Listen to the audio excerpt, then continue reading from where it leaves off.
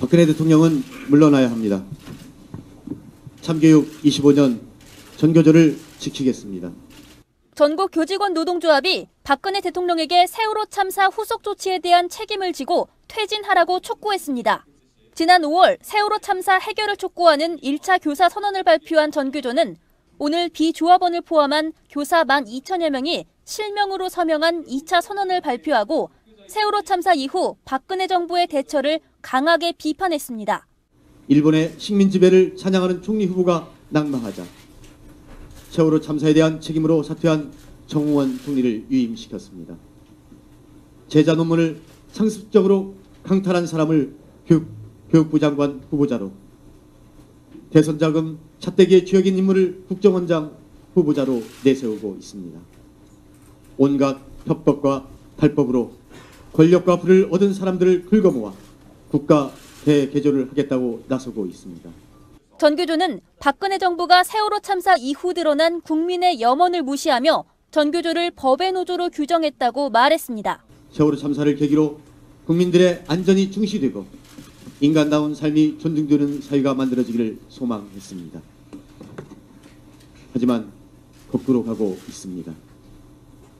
배구자의 조합원 인정 여부는 노동조합에 맡기라는 ILO, EI, OECD 등 수많은 국제기구들과 국가인권위원회의 권고를 무시하고 전교조를 법의 노조로 내몰았습니다. 교육부의 교사 징계 가능성에 대해 전교조는 정부가 국민의 기본권 행사를 막아선 안 된다는 입장을 밝혔습니다. 이 선언만큼은 당사자인 교사들이 당사자의 문제를 가지고 표현의 자유를 행사한 것입니다. 국민의 기본권인 표현의 자유를 끊임없이 국가가 나서서 정부가 나서서 기본권을 제한하는 조치와 압박 수단으로 징계를 운운하는 것 자체가 문제가 있다고 생각을 하고 있고, 한편 취임 이틀차 한국교원단체 총연합회에 이어 전교조를 방문한 조희연 서울시 교육감은 한국사교가서 국정전환 반대 입장을 밝히며 전교조의 협조를 요청하는 등 교육 현안을 논의했습니다. 전교조의 법의 노조화에 따른 노조 전임자 복귀 문제에 대해 조 교육감은 늦어도 내일 서울시교육청에 입장을 밝히겠다고 말했습니다. 복귀 시점 관련해서 이따가 한번 검토해가지고 오늘이나 내일 말씀드릴게요. 교육부의 노조 전임자 복귀 명령 마감일이 내일로 다가온 가운데 전교조는 복귀는 없다는 원칙을 세우고 ILO 등 국제사회와 연대해 법의 노조 반대 투쟁을 이어갈 계획입니다. 오마이뉴스 곽승희입니다.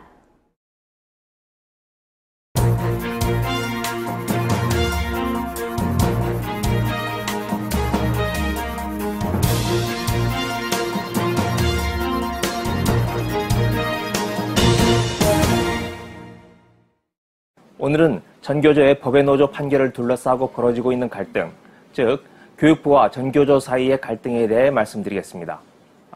오늘 3일은 교육부가 전교조의 전임자들에게 원래 소속되어 있는 학교로 돌아가라고 명령한 날입니다. 전교조 전임자는 서울 17명 등 모두 72명입니다. 전임자들이 이를 거부할 경우 국가공무원법에 따라 직권 면직시키겠다고도 했습니다. 그러나 오늘까지 복귀한 전교조 교사는 아무도 없습니다. 대신 전교조는 19일을 전후에 몇 명이나 복귀해야 할지 결정해 발표하겠다고 합니다. 72명 가운데 일부는 학교로 복귀하겠지만 상당수는 남아서 조직을 유지할 수밖에 없다는 게 전교조 입장입니다. 이럴 경우 전교조는 또다시 대량 해고 사태를 맞게 될 것으로 예상됩니다. 잘 알다시피 이번 갈등은 전교조에 해직자 9명이 포함되어 있다는 이유를 들어 정부가 전교조의 법적 지위를 박탈한 데서 비롯됩니다. 법원도 법조문을 기계적으로 해석하면서 정부의 손을 들어주고 말았습니다. 전교조는 설립신고 이후 14년간 활동을 해왔고 6만여 명의 조합원이 있는 노동조합입니다. 6만여 명 가운데 9명은 퍼센티지로 0.015%에 불과합니다. 이걸 문제 삼아 전체 노조원의 단결권을 빼앗는다는 건 상식을 한참 벗어난 궤도 이탈입니다. 국제노동기구, 즉 ILO와 경제협력개발기구 소속 교원단체들이 국제기준을 준수하라고 우리 정부에 촉구한 이유이기도 합니다. 정부는 노동조합법을 근거로 삼지만 근본적으로는 박근혜 대통령의 편향된 생각에서 비롯된 걸로 보입니다.